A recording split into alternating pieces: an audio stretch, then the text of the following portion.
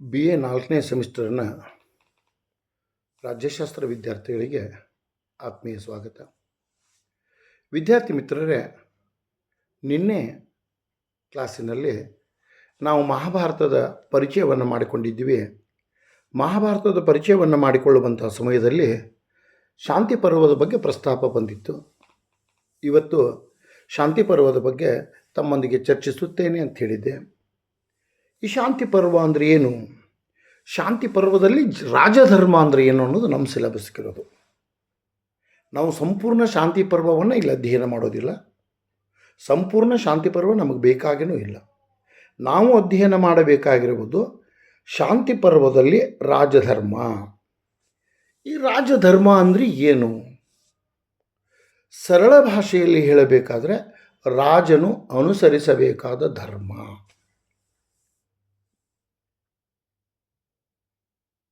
ರಾಜ ತಾನು ಏನು ಮಾಡಬೇಕು, ಪ್ರಜೆಗಳಿಗಾಗಿ, ರಾಷ್ಟ್ರಕ್ಕಾಗಿ, ಸಮಾಜಕ್ಕಾಗಿ, ಪ್ರಜೆಗಳ ಏಳಿಗೆ ಮತ್ತು ಬೆಳವಣಿಗೆಗಾಗಿ, ರಾಷ್ಟ್ರದ ರಕ್ಷಣೆಗಾಗಿ, ಒಟ್ಟಿನಲ್ಲಿ ರಾಷ್ಟ್ರದ ಸರ್ವಾಂಗೀಣ ಅಭಿವೃದ್ಧಿ ಮತ್ತು ಪ್ರಗತಿಗಾಗಿ ರಾಜನಾದವನ ಮಾಡಬೇಕಾದಂಥ ಕರ್ತವ್ಯಗಳು ಮತ್ತು ಜವಾಬ್ದಾರಿಗಳ ಬಗ್ಗೆ ಈ ರಾಜಧರ್ಮ ನಮಗೆ ಹೇಳಿಕೊಡ್ತಾ ಇದೆ. ಈ ರಾಜಧರ್ಮದಲ್ಲಿ ಸ್ಪಷ್ಟವಾಗಿ ನಮಗೆ ಹೇಳ್ತಾ ಇದ್ದಾರೆ, ಅಧಿಕಾರದಲ್ಲಿರುವವರು ಅಂದರೆ ಅರಸ ಪಕ್ಷಪಾತವನ್ನು ಮಾಡಬಾರದು, ಅಧರ್ಮ ಅನುಸರಿಸಬಾರದು, ಅನ್ಯಾಯದ ಮಾರ್ಗವನ್ನು ಹಿಡಿಯಬಾರದು. ಅಂದರೆ ಆತ ನಿಷ್ಪಕ್ಷಪಾತಿಯಾಗಿರಬೇಕು, ಧರ್ಮಾನುರಾಗಿಯಾಗಿರಬೇಕು, ನ್ಯಾಯವಾದಿಯಾಗಿರಬೇಕು. ಒಂದೇ ವಾಕ್ಯದಲ್ಲಿ ಹೇಳುವುದಂದರೆ ತನ್ನ ಪ್ರಜೆಗಳನ್ನು ತನ್ನ ಮಕ್ಕಳಂತೆ ಆತ ನೋಡಿಕೊಳ್ಳಬೇಕು. ಅದು ರಾಜಧರ್ಮ ಅನ್ನುವ ವಾದವನ್ನು ಇಲ್ಲಿ ನಮ್ಮ ಮುಂದೆ ಮಹಾಭಾರತದಲ್ಲಿ ಮಂಡಿಸ್ತಾ ಇದ್ದಾರೆ. ಇಲ್ಲಿ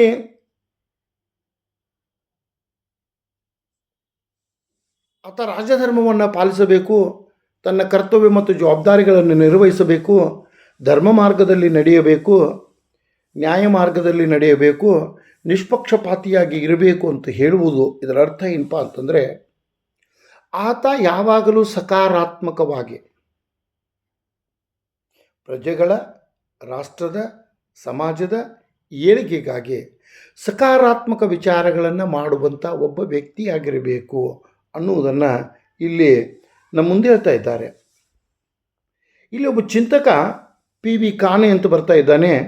ಅವನೇನು ಹೇಳ್ತಾನೆ ಅಂತಂದರೆ, ಶಾಂತಿ ಮತ್ತು ಸುವ್ಯವಸ್ಥೆ ಕಾಪಾಡುವ ಕರ್ತವ್ಯಗಳ ಗುರಿಯೊಡನೆ ಸಂಸ್ಕೃತಿಯ ವಿಸ್ತರಣೆಯ ಸಾಧನೆಯಾಗಿಯೂ ರಾಜಧರ್ಮ ಗುರುತಿಸಲ್ಪಡುತ್ತದೆ.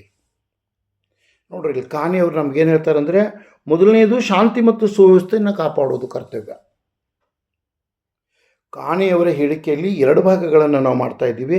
ಮೊದಲನೇ ಭಾಗದಲ್ಲಿ ಶಾಂತಿ ಮತ್ತು ಸುವ್ಯವಸ್ಥೆಯನ್ನು ಕಾಪಾಡುವುದು ಅಂದರೆ ಸಾಮಾಜಿಕ ಶಾಂತಿಯನ್ನು ಕಾಪಾಡುವುದು, ಸಮಾಜದಲ್ಲಿ ಸುವ್ಯವಸ್ಥೆಯನ್ನು ಕಾಪಾಡುವುದು, ಶಾಂತಿ ಸುವ್ಯವಸ್ಥೆಯನ್ನು ಕಾಪಾಡುವ ಮೂಲಕ ಅಭಿವೃದ್ಧಿಗೆ ಪೂರಕವಾದ ವಾತಾವರಣವನ್ನು ನಿರ್ಮಿಸುವುದು ಮೊದಲನೆಯ ಭಾಗವಾದರೆ, ಸಂಸ್ಕೃತಿಯ ವಿಸ್ತರಣೆಯನ್ನು ಸಾಧನವಾಗಿಸಬೇಕು ಅಂತ ಹೇಳ್ತಾ ಇದ್ದೇನೆ.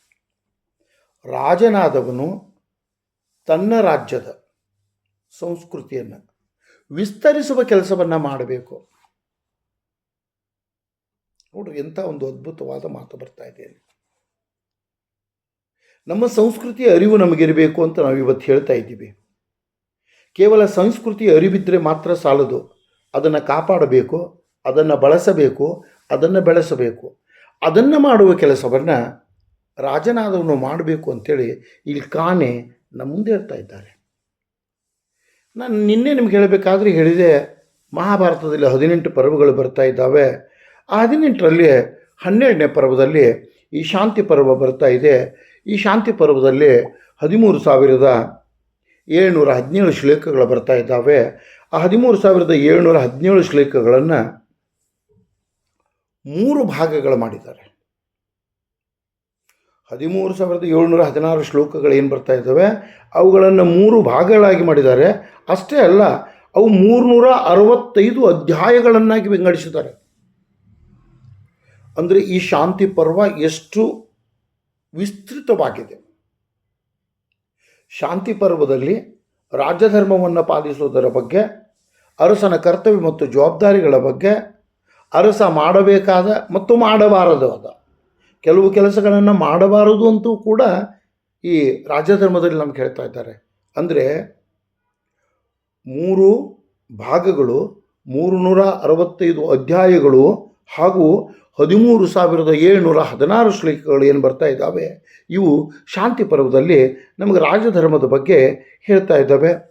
ನಿನ್ನೆ ಚರ್ಚೆ ಮಾಡಬೇಕಾದ್ರೆ ಈ 13,714ರಲ್ಲಿ 4,716 ರಾಜಧರ್ಮಕ್ಕೆ ಸಂಬಂಧಪಟ್ಟಂಥ ಶ್ಲೋಕಗಳು ಅಂತ ಹೇಳಿದ್ದೆ.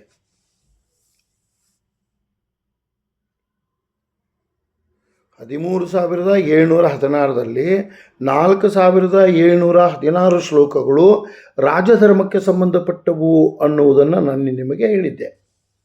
ಇನ್ನು ಈ ಶಾಂತಿ ಪರ್ವದಲ್ಲಿ ಧರ್ಮದ ಪರಿಕಲ್ಪನೆಯನ್ನು ಮಾಡಿಕೊಡ್ಲಿಕ್ಕೆ ಪ್ರಯತ್ನಿಸ್ತಾ ಇದ್ದಾರೆ.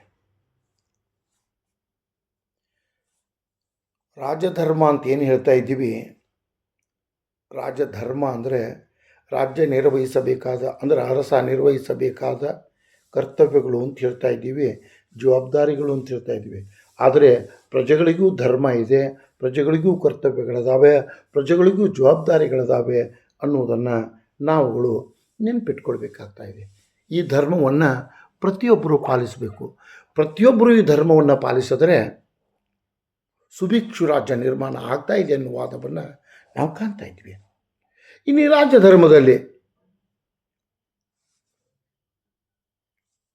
ಶಾಂತಿ ಪರ್ವದ ರಾಜಧರ್ಮದಲ್ಲಿ ರಾಜ್ಯ ಯಾವ ಕರ್ತವ್ಯಗಳನ್ನು ಮಾಡಬೇಕು ಮಾಡಬಾರದು ಅನ್ನೋದ್ರ ಬಗ್ಗೆ ಸ್ಪಷ್ಟವಾಗಿ ಹೇಳ್ತಾ ಇದ್ದಾರೆ. ಅವುಗಳನ್ನು ಒಂದೊಂದಾಗಿ ನೋಡ್ತಾ ಹೋಗೋಣ. ಮೊದಲನೇದಾಗಿ ಅರಸನಾದವನು ಪ್ರಜೆಗಳ ರಕ್ಷಣೆ ಮಾಡಬೇಕು. ನಾನಾಗಲೇ ಒಂದು ಮಾತನ್ನು ಹೇಳಿದೆ, ಪ್ರಜೆಗಳನ್ನು ತಮ್ಮ ಮಕ್ಕಳಂತೆ ನೋಡಬೇಕು ಅಂತೇಳಿ. ಯಾವ ರೀತಿ ಮಕ್ಕಳನ್ನು ಪ್ರೀತಿಯಿಂದ ಕಾಣ್ತಾ ಇದ್ದೀವಿ, ಯಾವ ರೀತಿ ನಮ್ಮ ಮಕ್ಕಳನ್ನು ನಾವು ಕಾಳಜಿಯಿಂದ ನೋಡ್ತೀವಿ, ಬೆಳೆಸ್ತೀವಿ, ರಕ್ಷಿಸ್ತೀವಿ, ಅದೇ ರೀತಿ ತನ್ನ ಪ್ರಜೆಗಳನ್ನು ಪ್ರೀತಿಯಿಂದ ಕಾಳಜಿಯಿಂದ ಕಾಣಬೇಕು, ರಕ್ಷಿಸಬೇಕು. ಇದು ರಾಜನ ಧರ್ಮ ಅಂತ ಹೇಳ್ತಾ ಇದ್ದಾರೆ. ಏಕೆಂದರೆ ಪ್ರಜೆಗಳು ಇದ್ದರೆ ರಾಜ್ಯ ಇರ್ತದೆ. ರಾಜ ಇರುವುದು ಪ್ರಜೆಗಳಿಗಾಗಿ, ಅರಸ ಇರುವುದು ಪ್ರಜೆಗಳಿಗಾಗಿ, ರಾಜ್ಯ ಇರಬೇಕಾದ್ರೆ ಪ್ರಜೆಗಳು ಬೇಕು. ನಾವು ಇವತ್ತು ಆಧುನಿಕ ರಾಜ್ಯಶಾಸ್ತ್ರವನ್ನು ಅಧ್ಯಯನ ಮಾಡುವಂಥ ಸಮಯದಲ್ಲಿ, ರಾಜ್ಯದ 4 ಅಂಶಗಳನ್ನು ಅಧ್ಯಯನ ಮಾಡುವಂಥ ಸಮಯದಲ್ಲಿ ಜನಸಂಖ್ಯೆ ರಾಜ್ಯದ ಒಂದು ಮೂಲ ಅಂಶ ಅಂತ ಹೇಳ್ತಾ ಇದ್ದೀವಿ. ಅಂದರೆ ಆ ಜನರ ರಕ್ಷಣೆ ಮಾಡುವುದು ಈತನ ಕರ್ತವ್ಯ.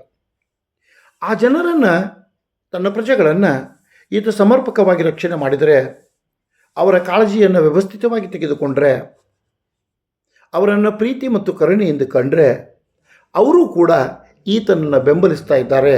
ಆ ಮೂಲಕ ಸದೃಢ ರಾಜ್ಯ ನಿರ್ಮಾಣ ಮಾಡಬಹುದು ಅನ್ನುವ ವಾದವನ್ನು ಈ ರಾಜಧರ್ಮದಲ್ಲಿ ನಮಗೆ ಹೇಳ್ತಾ ಇದ್ದಾರೆ. ಯಾಕಂದರೆ ಈತ ಪ್ರಜೆಗಳನ್ನು ರಕ್ಷಿಸಿದರೆ ಪ್ರಜೆಗಳು ಈತನ ರಕ್ಷಣೆಗೆ ನಿಂತಿರ್ತಾರೆ. ಯಾವಾಗ ಅರಸನಾದವನು ತನ್ನ ಪ್ರಜೆಗಳನ್ನು ರಕ್ಷಣೆ ಮಾಡ್ತಾ ಇದ್ದಾನೆ, ಆವಾಗ ಪ್ರಜೆಗಳು ಯಾವ ರೀತಿ ಮಕ್ಕಳು ತಂದೆಯ ರಕ್ಷಣೆಗೆ ನಿಂದಿರ್ತಾರೋ ಅದೇ ರೀತಿ ಅರಸನ ರಕ್ಷಣೆಗೆ ನಿಂದಿರ್ತಾ ಇದ್ದಾರೆ. ಅಂಥ ಸಮಯದಲ್ಲಿ ರಾಷ್ಟ್ರದ ರಕ್ಷಣೆಯ ವಿಷಯ ಬಂದಾಗ ಒಂದು ಬಲಾಢ್ಯ ರಾಷ್ಟ್ರ ಆಗ್ತಾ ಇದೆ ಅನ್ನೋ ವಾದವನ್ನು ಇಲ್ಲಿ ಮುಂದಿಡ್ತಾ ಇದ್ದಾರೆ. ಇನ್ನು ಎರಡನೇದು ಏನಪ್ಪ ಅಂದರೆ ಸಾಂದರ್ಭಿಕ ವರ್ತನೆ.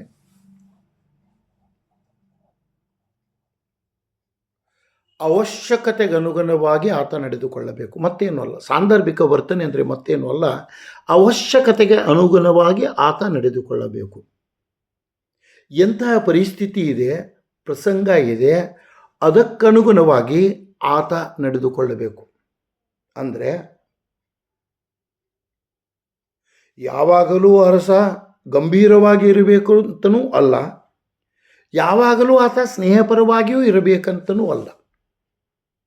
ಆತ ನಿರಂತರವಾಗಿ ತನ್ನ ಪ್ರಜೆಗಳನ್ನು ಪ್ರೀತಿ, ಕರುಣೆ, ದಯೆ, ಮಮತೆಯಿಂದ ನೋಡಬೇಕಂತನೂ ಅಲ್ಲ. ಅಥವಾ ಯಾವಾಗಲೂ ತನ್ನ ದರ್ಪವನ್ನು, ತನ್ನ ಅಧಿಕಾರವನ್ನು ಅವರ ಮೇಲೆ ಹೇರಬೇಕಂತಲೂ ಅಲ್ಲ. ಎಂಥ ಸಮಯ ಇದೆ, ಎಂಥ ಪರಿಸ್ಥಿತಿ ಇದೆ, ಅದಕ್ಕೆ ಅನುಗುಣವಾಗಿ ಆತ ವರ್ತಿಸಬೇಕು ಅನ್ನುವ ಒಂದು ಮಾರ್ಗದರ್ಶನವನ್ನು, ಅರಸನಿಗೆ ಸಲಹೆಯನ್ನು ನಾವು ಈ ರಾಜಧರ್ಮದಲ್ಲಿ ಕಾಣ್ತಾ ಇದ್ದೀವಿ. ಆತ ಪ್ರಸಂಗ ಬಂದಾಗ ಪ್ರೀತಿ, ದಯೆ, ಮಮತೆ, ಕರುಣೆಯನ್ನು ತೋರಿಸಬೇಕು.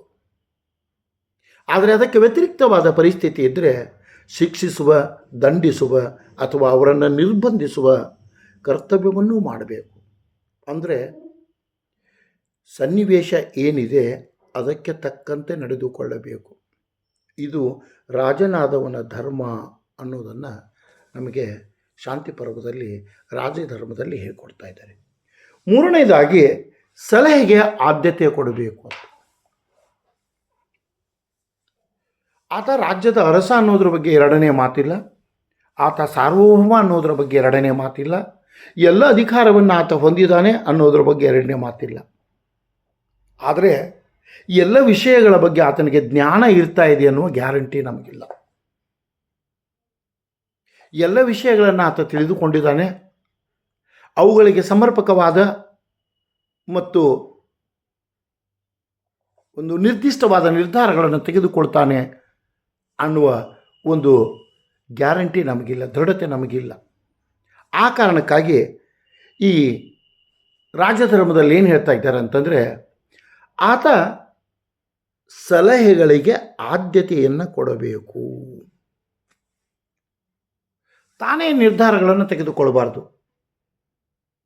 ತಾನೇ ಸಾರ್ವಭೌಮ, ತಾನು ಮಾಡಿದ್ದೇ ಸರಿ, ತಾನು ಮಾಡಿದ್ದೇ ಸತ್ಯ, ತಾನು ಮಾಡಿದ್ದೇ ನ್ಯಾಯ ಅನ್ನುವ ಪ್ರವೃತ್ತಿಯನ್ನು ಆತ ಹೊಂದಬಾರದು. ಯಾವಾಗ ಒಂದು ನಿರ್ಧಾರವನ್ನು ತೆಗೆದುಕೊಳ್ಳಾಗ್ತಾ ಇದೆ, ಸಾಮಾನ್ಯವಾಗಿ ಆತ ರಾಜ್ಯ ಮತ್ತು ಪ್ರಜೆಗಳ ಹಿತಕ್ಕಾಗಿ ಅಂಥ ಒಂದು ನಿರ್ಧಾರವನ್ನು ತೆಗೆದುಕೊಳ್ತಾ ಇದ್ದಾನೆ. ಅಂಥ ನಿರ್ಧಾರವನ್ನು ತೆಗೆದುಕೊಳ್ಳುವಂಥ ಸಮಯದಲ್ಲಿ ಈತ ಉನ್ನತ ಸಲಹೆಯನ್ನು ಪಡೆಯಬೇಕು. ಅಂದರೆ ಕೆಲವು ಕ್ಷೇತ್ರದಲ್ಲಿ ಏನು ಪರಿಣಿತಿಯನ್ನು ಪಡೆದಂಥ ವ್ಯಕ್ತಿಗಳಿದ್ದಾರೆ, ಅದು ರಕ್ಷಣೆ ಇರಬಹುದು, ಅಭಿವೃದ್ಧಿ ಇರಬಹುದು, ಅಥವಾ ಮತ್ತೊಂದು ವಿಷಯ ಇರಬಹುದು. ಕೆಲವು ಕ್ಷೇತ್ರಗಳಲ್ಲಿ ಪರಿಣಿತಿ ಪಡೆದಂಥ ತಜ್ಞರ ಸಲಹೆಯನ್ನು ಪಡೆದುಕೊಂಡು ಈತ ಆಡಳಿತವನ್ನು ನಡೆಸಬೇಕು. ಅದು ನ್ಯಾಯದಾನವಾಗಿರಬಹುದು, ಧರ್ಮರಕ್ಷಣೆಯಾಗಿರಬಹುದು, ಪ್ರಜೆಗಳ ರಕ್ಷಣೆಯಾಗಿರಬಹುದು, ಯುದ್ಧ ಅಥವಾ ಶಾಂತಿಯಾಗಿರ್ಬೋದು, ಅಥವಾ ವಿದೇಶಿ ನೀತಿಯಾಗಿರ್ಬೋದು, ಆಂತರಿಕ ಧೋರಣೆಯಾಗಿರ್ಬೋದು. ಅದನ್ನು ರೂಪಿಸುವಂಥ ಸಮಯದಲ್ಲಿ ತಜ್ಞರ ಸಲಹೆಯನ್ನು ಪಡೆಯಬೇಕು ಅನ್ನುವುದನ್ನು ಈ ರಾಜಧರ್ಮದಲ್ಲಿ ಹೇಳ್ತಾ ಇದ್ದಾರೆ. ಇನ್ನು ತೆರಿಗೆ ಸಂಗ್ರಹ,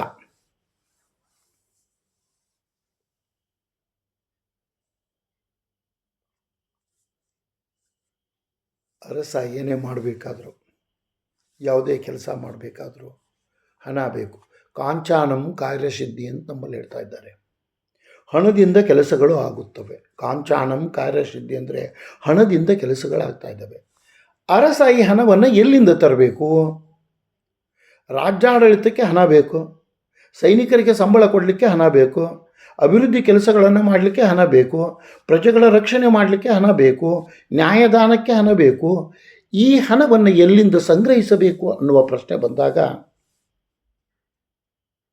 ರಾಜಧರ್ಮದಲ್ಲಿ ಸ್ಪಷ್ಟವಾಗಿ ಹೇಳ್ತಾ ಇದ್ದಾರೆ, ಜನರಿಂದ ತೆರಿಗೆಯನ್ನು ಸಂಗ್ರಹಿಸಬೇಕು. ಅದು ಎಷ್ಟು ಸಂಗ್ರಹಿಸಬೇಕು ಅನ್ನೋದ್ರ ಬಗ್ಗೆ ನಮಗೆಲ್ಲ ಸ್ಪಷ್ಟತೆ ಇಲ್ಲ, ಅದನ್ನು ಒಪ್ಪಿಕೊಳ್ಳೋಣ. ಆದರೆ ತೆರಿಗೆಯನ್ನು ಸಂಗ್ರಹಿಸಬೇಕು. ಎಲ್ಲರಿಂದ ಸಂಗ್ರಹಿಸಬೇಕೋ ಅಥವಾ ಶ್ರೀಮಂತರಿಂದ ಮಾತ್ರ ಸಂಗ್ರಹಿಸಬೇಕು ಅನ್ನೋದ್ರ ಬಗ್ಗೆಯೂ ಸ್ಪಷ್ಟನೆ ನಮ್ಗೆ ಗೊತ್ತಾಗೋದಿಲ್ಲ. ಆದರೆ ತೆರಿಗೆ ಸಂಗ್ರಹ ಮಾಡಬೇಕು. ಆದರೆ ಈಗಿನ ಸರ್ಕಾರದಂತೆ ಅಲ್ಲಿಯೂ ಕೂಡ ಸ್ವಲ್ಪ ಎಕ್ಸಂಪ್ಷನ್ಸ್, ಕೆಲವು ವಿನಾಯಿತಿಗಳನ್ನು ನೀಡಬೇಕು ಅಂತ ಹೇಳ್ತಾ ಇದ್ದಾನೆ ಅವನು. ತೆರಿಗೆ ಸಂಗ್ರಹದಲ್ಲಿ ಕೆಲವು ವಿನಾಯಿತಿಗಳನ್ನು ನೀಡಬೇಕು. ಆ ವಿನಾಯಿತಿಗಳು ಏನಪ್ಪ ಅಂತಂದರೆ, ರಾಜ್ಯಕ್ಕಾಗಿ ಮಾಡಿದ ತ್ಯಾಗ ಅಥವಾ ಮಾಡುತ್ತಿರುವ ವ್ಯಕ್ತಿಗಳಿಗೆ, ಅದು ರಕ್ಷಣೆಗೆ ಇರ್ಬೋದು, ಅಭಿವೃದ್ಧಿಗೆ ಇರ್ಬೋದು, ಮತ್ತೊಂದಕ್ಕೆ ಇರ್ಬೋದು, ರಾಜ್ಯಕ್ಕಾಗಿ ಯಾರಾದರೂ ತ್ಯಾಗ ಮಾಡ್ತಾ ಇದ್ದರೆ ಅಥವಾ ಈಗಾಗಲೇ ಮಾಡಿದ್ದರೆ ಅಂಥವರಿಗೆ ತೆರಿಗೆ ವಿನಾಯಿತಿಯನ್ನು ನೀಡಬೇಕು, ಉಳಿದವರಿಂದ ತೆರಿಗೆ ಸಂಗ್ರಹ ಮಾಡಬೇಕು ಅಂತೇಳಿ ಇಲ್ಲಿ ರಾಜ್ಯ ಧರ್ಮದಲ್ಲಿ ಹೇಳ್ತಾ ಇದ್ದಾರೆ. ನೆಕ್ಸ್ಟು ಆತನ ಕರ್ತವ್ಯ ಸೇವೆ. ಅರಸನಾದವನು ಪ್ರಜೆಗಳ ಸೇವೆ ಮಾಡಲಿಕ್ಕೆ ಇದ್ದೀನಿ ಅನ್ನೋದನ್ನು ತಿಳಿದುಕೊಳ್ಳಬೇಕು. ನಮ್ಮ ಪ್ರಧಾನಿಯವರು ಹೇಳ್ತಾರೆ, ನನ್ನ ರಾಷ್ಟ್ರದ ಪ್ರಧಾನ ಸೇವಕ ಅಂತೇಳಿ. ಅವ್ರು ಆ ರೀತಿ ಕೆಲಸ ಮಾಡ್ತಾರೋ ಇಲ್ಲೋ ಅದರ ಬಗ್ಗೆ ನಾವು ಟೀಕೆ ಮಾಡೋದು ಬೇಡ. ಆದರೆ ಎಂಥ ಒಂದು ಅದ್ಭುತವಾದ ಮಾತು ನೋಡಿ, ನಾನು ರಾಷ್ಟ್ರದ ಪ್ರಧಾನ ಸೇವಕ ಅಂತ ಇವತ್ತು ನಮ್ಮ ಪ್ರಧಾನಮಂತ್ರಿಗಳು, ಜನರಿಂದ ಆಯ್ಕೆಯಾದ ಪ್ರಧಾನಮಂತ್ರಿ ಹೇಳ್ತಾರೆ. ಆ ರೀತಿ ನಡ್ಕೊಂಡಿದ್ದಾರೋ ಇಲ್ಲೋ ಅದರ ಬಗ್ಗೆ ನಾನು ಟೀಕೆ ಮಾಡಲಿಕ್ಕೆ ಹೋಗೋದಿಲ್ಲ ಅಥವಾ ಬೆಂಬಲಿಸಲಿಕ್ಕೂ ಹೋಗೋದಿಲ್ಲ. ಇದೇ ಮಾತನ್ನು ರಾಜಧರ್ಮದಲ್ಲಿ ಅರಸನಾದವನು ರಾಷ್ಟ್ರದ ಪ್ರಧಾನ ಸೇವಕನಾಗಿರಬೇಕು, ಆತನಲ್ಲಿ ಸೇವಾ ಮನೋಭಾವನೆ ಇರಬೇಕು, ಪ್ರಜೆಗಳ ಸೇವೆ ಆತ ಮಾಡಬೇಕು ಅಂತ ನಮಗೆ ಹೇಳ್ತಾ ಇದ್ದಾರೆ. ಆತ ಇರುವುದೇ ಪ್ರಜೆಗಳ ಸೇವೆ ಮಾಡಲಿಕ್ಕೆ. ಯಾರಾದರೂ ಆತನಿಂದ ಸಹಾಯವನ್ನು ಬಯಸಿ, ಬೆಂಬಲವನ್ನು ಬಯಸಿ, ಯಾರಾದರೂ ಆತನಿಂದ ಏನನ್ನಾದರೂ ಅಪೇಕ್ಷಿಸಿ ಬಂದರೆ ಅವರನ್ನು ನಿರಾಶೆಗೊಳಿಸಿ ಕಳಿಸಬಾರದಂತೆ. ಸಾಧ್ಯವಾದಷ್ಟು ಅವರಿಗೆ ಸಹಾಯವನ್ನು ಮಾಡಬೇಕು, ಸಾಧ್ಯವಾದಷ್ಟು ಅವರ ಸೇವೆಯನ್ನು ಮಾಡಬೇಕು, ಸಾಧ್ಯವಾದಷ್ಟು ಅವರನ್ನು ಬೆಂಬಲಿಸಬೇಕು ಅಂತೇಳಿ ಇಲ್ಲಿ ರಾಜಧರ್ಮ ನಮಗೆ ಹೇಳ್ತಾ ಇದೆ. ಇನ್ನು ರಾಜನ ಮುಂದಿನ ಕರ್ತವ್ಯ ಅಥವಾ ರಾಜನ ಮುಂದಿನ ಧರ್ಮ, ಈ ರಾಜಧರ್ಮದಲ್ಲಿ ಏನು ಹೇಳ್ತಾ ಇದ್ದಾರೆ ಅಂತಂದರೆ ಕ್ಷಮಾದಾನ. ಕೆಲವು ಸಾರಿ ತಿಳಿದೋ ತಿಳಿಯದೆಯೋ ತಪ್ಪು ಮಾಡ್ತಾ ಇದ್ದಾರೆ ಜನ. ಕೆಲವು ಸಾರಿ ಅನಿವಾರ್ಯವಾಗಿ ತಪ್ಪುಗಳಾಗ್ತಾ ಇದ್ದಾವೆ. ದುರ್ಬಲರಿಂದ, ಅಂಗವಿಕಲರಿಂದ ತಪ್ಪುಗಳಾಗ್ತಾ ಇದ್ದಾವೆ ಕೆಲವು ಸನ್ನಿವೇಶದಲ್ಲಿ, ಅಥವಾ ಸ್ವರಕ್ಷಣೆಗಾಗಿ ತಪ್ಪುಗಳಾಗ್ತಾ ಇದ್ದಾವೆ. ಅಂತಹ ತಪ್ಪುಗಳನ್ನು ಕ್ಷಮಿಸುವ ಗುಣ ಅರಸನಲ್ಲಿರಬೇಕು ಅಂತ ಹೇಳ್ತಾನೆ. ಇದರ ಜೊತೆಗೆ ಆಡಳಿತದಲ್ಲಿ ಆದಂಥ ತಪ್ಪುಗಳು, ಆತನ ಆಡಳಿತಗಾರರು, ಆತನ ಮಂತ್ರಿಗಳಿರ್ಬೋದು, ಸೈನಿಕರಿರ್ಬೋದು, ಅಥವಾ ಸೇವಾ ವರ್ಗದವರಿರ್ಬೋದು, ತಿಳಿದೋ ತಿಳಿಯದೋ ಮಾಡಿದಂಥ ತಪ್ಪುಗಳನ್ನು ಕ್ಷಮಿಸುವ ಗುಣ ಅರಸನಲ್ಲಿರಬೇಕು ಅಂತ ಹೇಳ್ತಾ ಇದ್ದಾರೆ. ಶಿಕ್ಷೆಯನ್ನು ನೀಡಬೇಕು ತಪ್ಪು ಮಾಡಿದರು, ಅದರ ಬಗ್ಗೆ ಎರಡನೇ ಮಾತು ಇಲ್ಲ.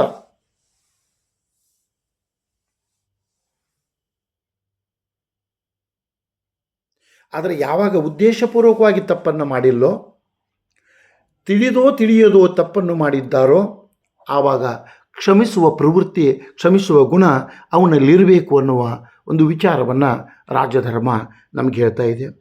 ತದನಂತರ ಆತ ಸರಳ ಜೀವಿಯಾಗಿರಬೇಕು ಅಂತ. ಅರಸನಾದವನು ಸಾಮಾನ್ಯ ಪ್ರಜೆಗಳಂತೆ ಸರಳ ಜೀವಿಯಾಗಿರಬೇಕು ಅಂತ ಹೇಳ್ತಾ ಇದ್ದಾರೆ. ನಾವು ನಿನ್ನೆ ಚರ್ಚೆ ಮಾಡಬೇಕಾದ್ರೆ ಒಂದು ಮಾತನ್ನು ಚರ್ಚೆ ಮಾಡ್ತಾ ಇದ್ದೀವಿ. ಅರಸ ಕಾಮ, ಕ್ರೋಧ, ಮದ, ಮತ್ಸರ ಇವುಗಳಿಂದ ಮುಕ್ತನಾಗಿರಬೇಕು. ಅವನಿಗೆ ಆಸ್ತಿಯ ಆಸೆ ಇರಬಾರದು, ಪರಸ್ತ್ರೀಯ ಆಸೆ ಇರಬಾರದು ಅನ್ನೋದ್ರ ಬಗ್ಗೆ ಚರ್ಚೆ ಮಾಡಿದ್ದೀವಿ.